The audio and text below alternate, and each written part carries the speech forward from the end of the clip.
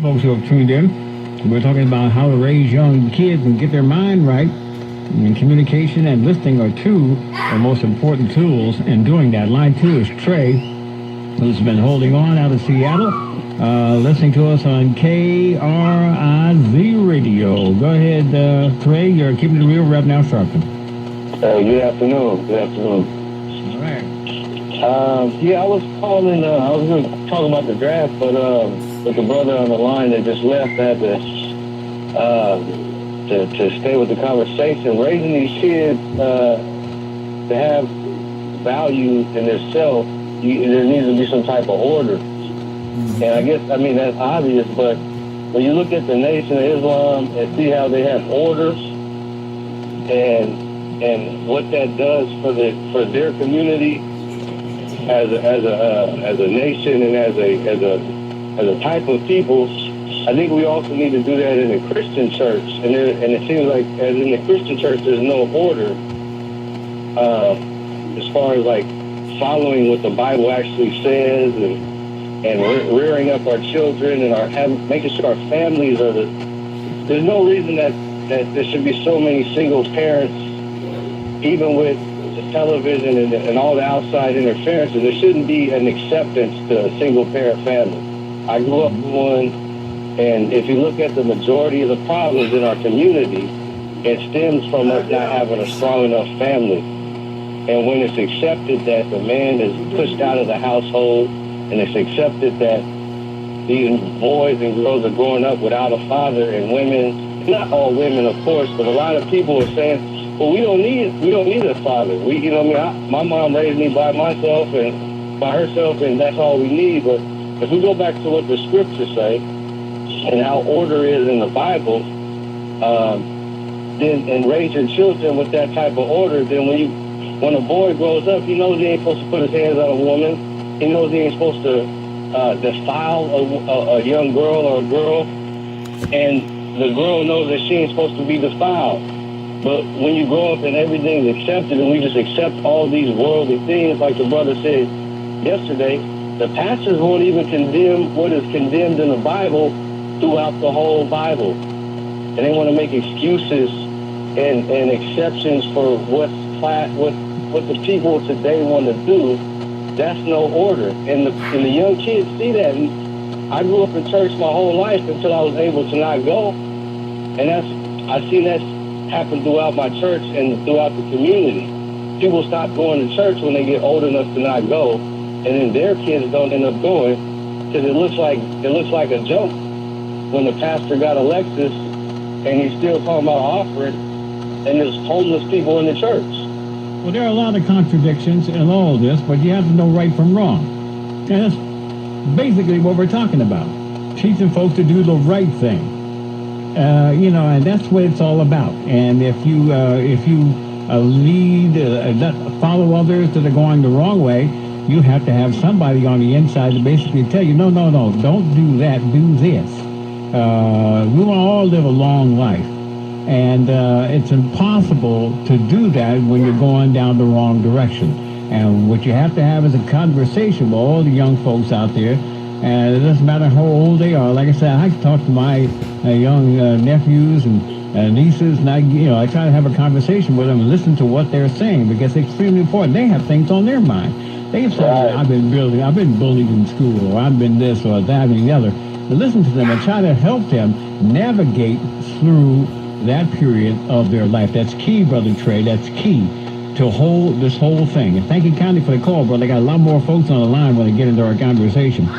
877-532-5797, keeping it real with Reverend Al Sharpton, live from the National Action Network Convention. I'm Bob Slade to the Infrared. Line 3 is Robert in Kansas. He's listening to us on the internet.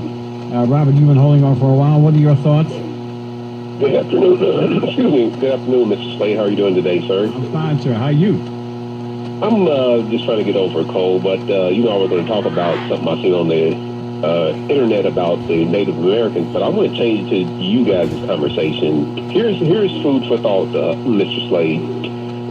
I was out in a neighborhood where the houses cost over $1 million here in Kansas City, and the first thing I noticed, Bob, was that the squirrels live in this neighborhood where the houses cost over $1 million, they live in the exact same kind of trees as the squirrels live in the neighborhood where I live at, where the houses cost $17,000. So what I thought to myself, Bob, was that a tree is a tree, regardless of whether that tree costs $1 million or that tree costs $17,000. A tree is a tree.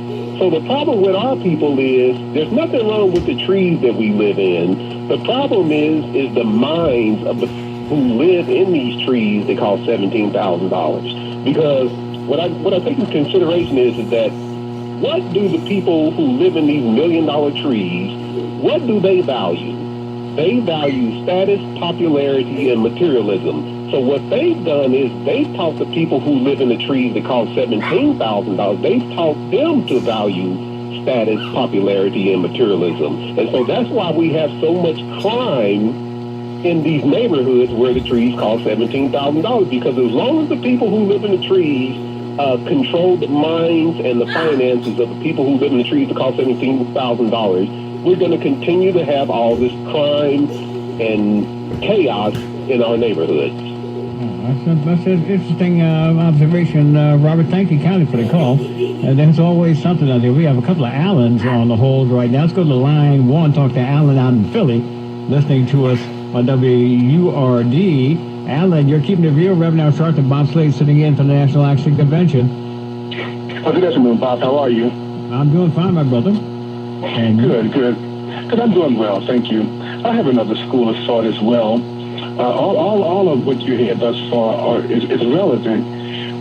There is a problem, and I kind of think that how can two walk together except they agree? Meaning that there's a major disconnect between our adult men and our adult women of color.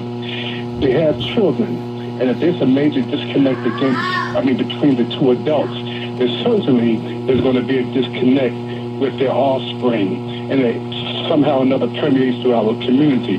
I kind of think that when the man and the woman can come together and agree whether or not they're married or not, and their relationships are strong, then children are going to emulate what they see in our community. If the parents are messed up, they're going to be messed up. What do we expect?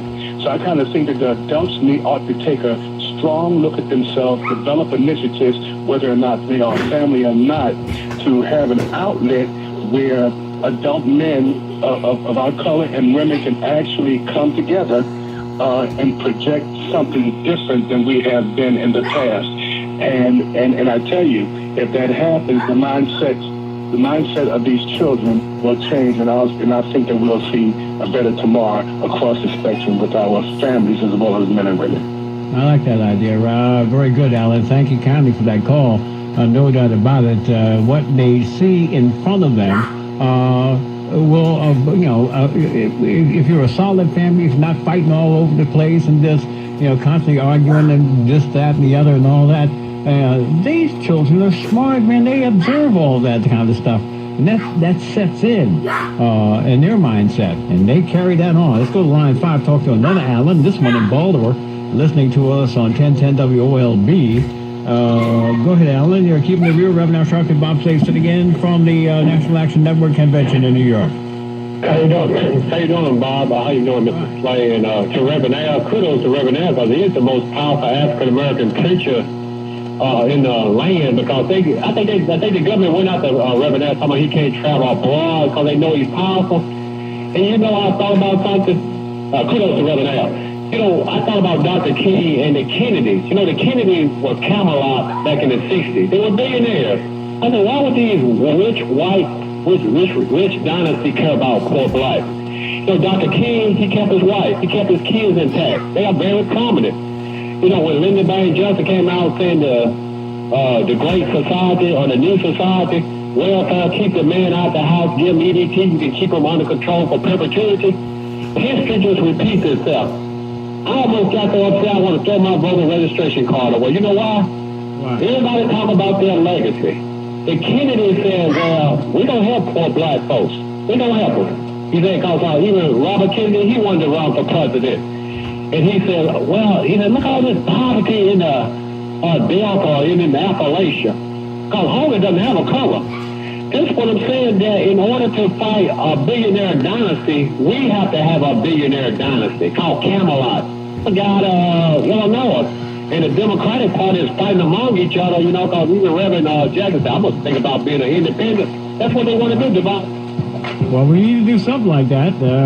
If you know some billionaires, we'd love to have them come on the broadcast and donate some of their money to help the community. We're going to take a break. When we come back, we'll have more of discussion. Like I said, the activities are fluid around here, and we'll be around. When we come back, we're going to have the youth leader of the National Action Network join us in the broadcast. 877-532-57